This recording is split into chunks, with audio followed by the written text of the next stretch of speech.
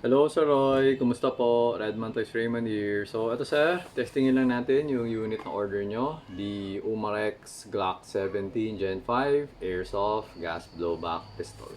Okay. So ito sir, yung unit.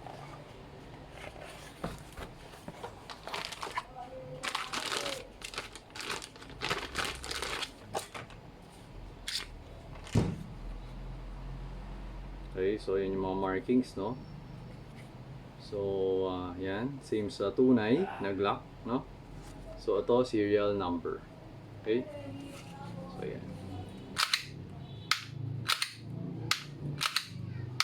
Okay? Okay naman. So, ito yung magazine. Okay?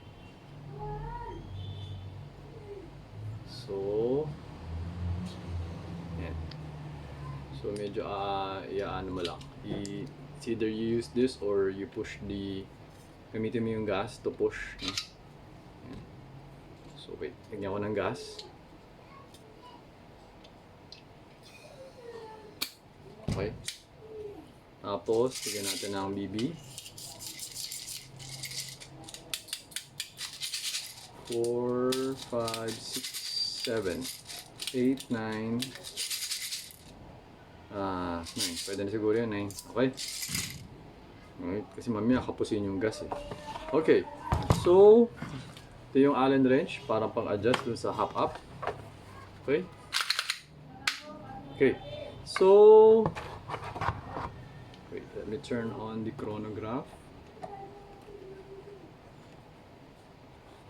Para ma-check nyo yung consistency. Yung power niya. Okay? So, ito na. So, always remember to keep your trigger finger out. Make sure that the muzzle is pointed at the safe direction. Okay? So, inserting magazine. Kakasan na natin. Okay, firing. So, yan. Ilan yun? 331. Okay, as usual, yung blowback niya malakas, no? Mas malakas. Paano ba? Mas malakas yung blowback na to compared kay Wii. Kay Wii, mas mahina eh. Ito, malakas eh. Yan, ang lakas talaga. 327, 322, yan.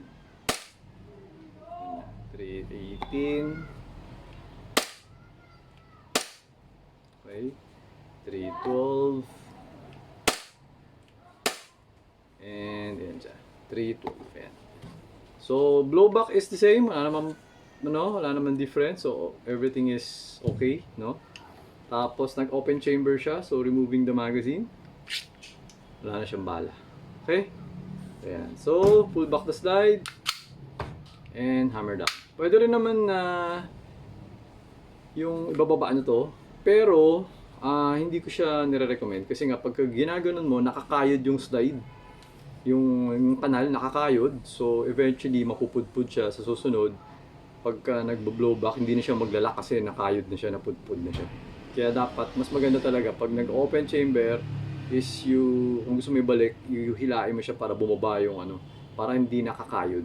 Kasi the mere fact na, alam mo yung, ginagamit mo yung open chamber, nagagamit siya, nagkakaroon na ng gasgas eh. Parang naggasgasa na sila eh, parang ganun. So, kapag ginaganon mo, dumodoble. Doble yung damage nangyayari. Kaya mas mabilis siya mapudpud. Parang ganun. Kaya hindi ko siya talaga ginagawa. Kahit ang baril ko talaga, hinihila ko talaga.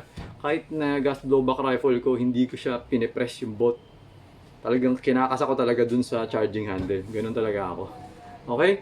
So, ayan sir. So, okay na tong unit nyo. Ipapako na siya and then papadala ko na siya sa inyo. Okay? So, ayun sir, thank you for your order. Until next transaction po, always remember to stay strong, stay great, be good, and be thankful always. God bless po sir. Bye-bye.